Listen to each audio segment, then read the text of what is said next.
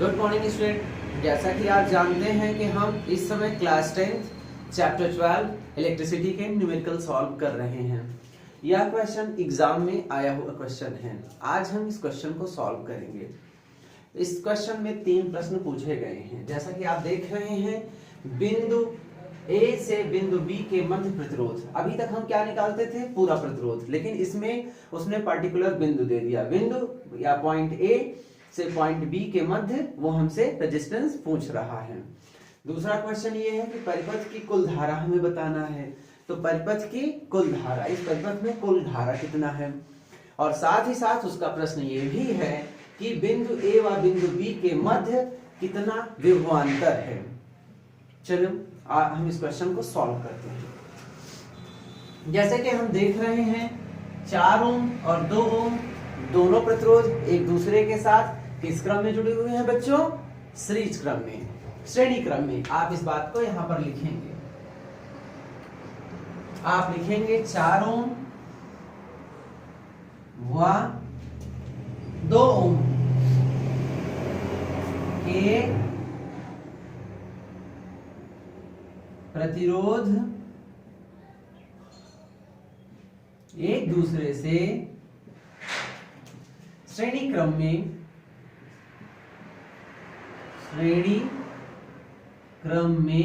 संयोजित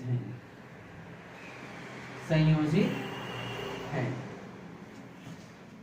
अतः इनका तुल्य प्रतिरोध आप निकालेंगे। R इज इक्वल टू, आप दोनों प्रतिरोध को सीधे जोड़ देंगे। आप लिखेंगे 4 + 2 इज इक्वल टू 6 ओम। आप ये भी देख रहे हैं, 2 ओम और 1 ओम के प्रतिरोध भी एक दूसरे से श्रेणी क्रम में हैं। अतः इनके लिए भी हम यही फॉर्मूला लगाएंगे। 2 ओम व 1 ओम के प्रतिरोध एक दूसरे से श्रेणी क्रम में संयोजित हैं।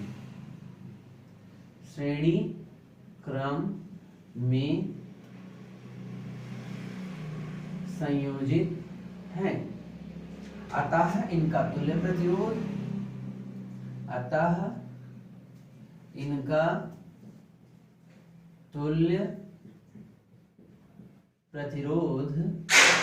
R dash is equal to क्या हो जाएगा? 2 + 1 इज इक्वल टू 3 ओम। तो अब हम इस चित्र को इस तरह बना सकते हैं। अब हम इस चित्र को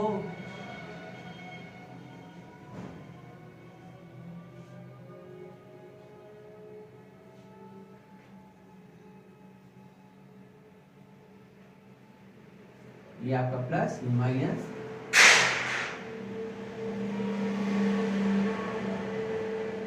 तो ये आपके हैं 4 + 6 ओम, ये आपका 3 ओम, ये आपका 3 ओम, ये आपका 10 ओम।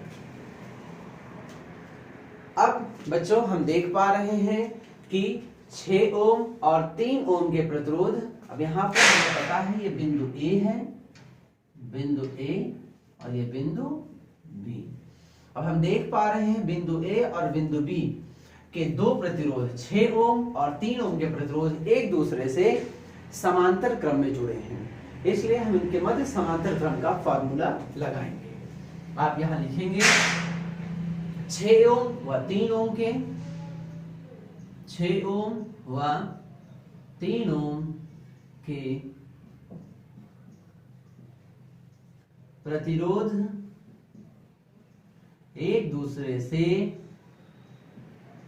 समांतर क्रम में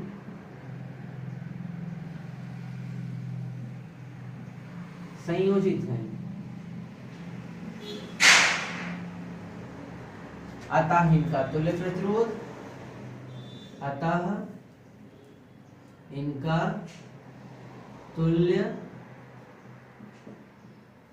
तुल्य प्रतिरोध 1/R इज इक्वल टू 1/6 + 1/3।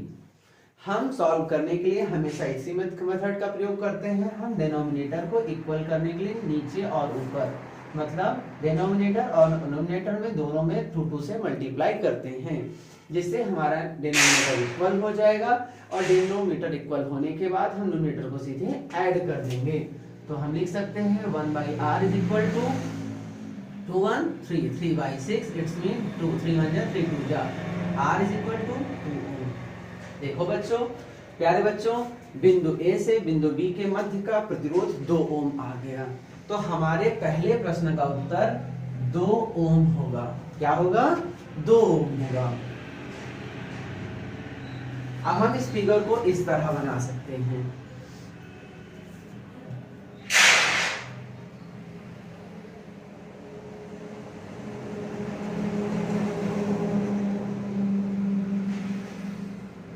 ये क्या है? 10 वोल्ट। ये क्या है? 3 ओम। और ये आपका क्या है? 2 ओम। देख रहे हैं प्यारे बच्चों? और आपकी विद्युत धारा प्लस से माइनस की ओर जाती है। आप इस बात को भी इंडिकेट कर सकते हैं। अब हम देख पा रहे हैं कि 2 ओम, क्योंकि अब हमको क्या निकालना है? परिपथ की कुल धारा। और परिपथ की कुल धारा हम तभी निकाल सकते हैं जब हमारे पास यहाँ पर कुल प्रतिरोध हमें पता हो। इसलिए हमें कुल प्रतिरोध इसका निकालना पड़ेगा।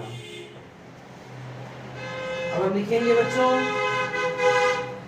अब हम ये बात भी देख रहे हैं कि 2 ओम और 3 ओम के प्रतिरोध एक दूसरे से श्रेणी क्रम में है, इसलिए हम इसको इस तरह लिखेंगे। हम यहाँ पर लिखेंगे 2 ओम व 3 ओम के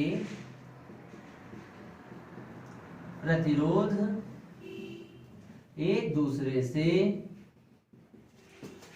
श्रेणी क्रम में है।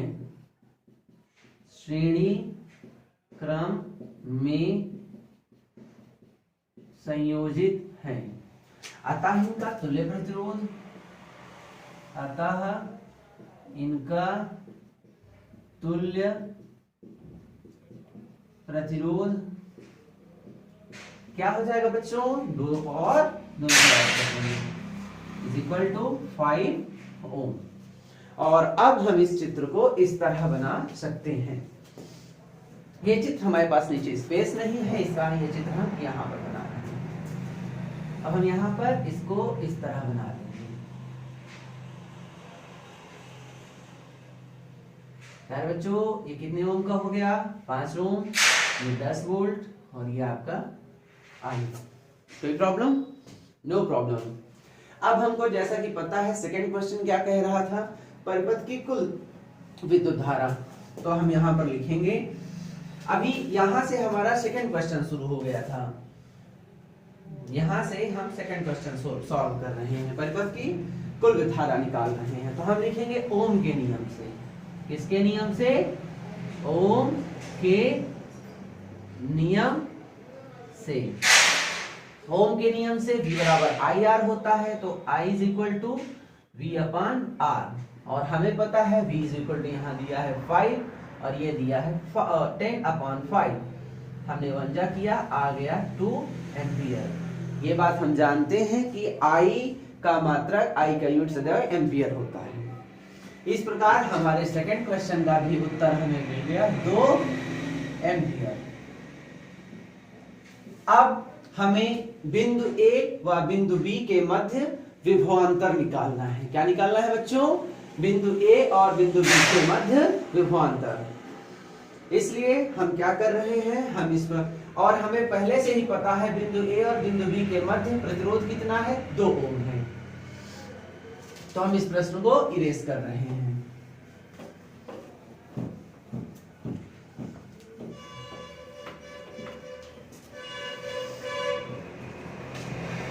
अब हम तीसरा क्वेश्चन निकाल रहे हैं। क्या निकाल रहे हैं? बिंदु A और बिंदु B के मध्य विभवांतर। फिर जैसा कि आप जानते हैं, हम यहाँ पर भी ओम का नियम लगाएंगे। ओम के नियम से या ओम के प्रमेय से। अगर किसी का भी हमको विभवांतर निकालना होता है तो V बराबर IR। देखिए, यहाँ पर हमें एक बात ध्यान देने योग्य है। जैसे किसी क्वेश्चन में हमसे कहता है किसी बिंदु का इसके और इसके मध्य प्रतिरोध निकालिए, उस जगह पर या उस सिचुएशन पे आपका आई जो होता है, जो आपकी कुल विद्युत धारा आई है वो वही होगी, लेकिन उस पार्टिकुलर बिंदु का, जिस बिंदु का पूछ रहा है, उस बिंदु के प्रतिरोध से हम क्या करते हैं, यहाँ पर मल्टीप्लाई करते हैं।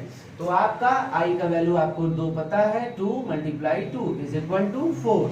और यह V का मात्रक सदैव वोल्ट होता है, इसलिए आप 4 वोल्ट लिखेंगे। तो आपका इस प्रश्न का भी क्वेश्चन क्या आ गया, 4 वोल्ट। प्यारे बच्चों, ये एग्जाम में आया हुआ क्वेश्चन है, इसलिए आप इस क्वेश्चन पे ध्यान दीजिए और सॉल्व करिए। और ऐसे ही अच्छे और इंटरेस्टिंग वीडियोस देखने के लिए आप हमारे चैनल को देखते रहिए, सब्सक्राइब करिए, लाइक करिए और शेयर भी करिए। Thank you.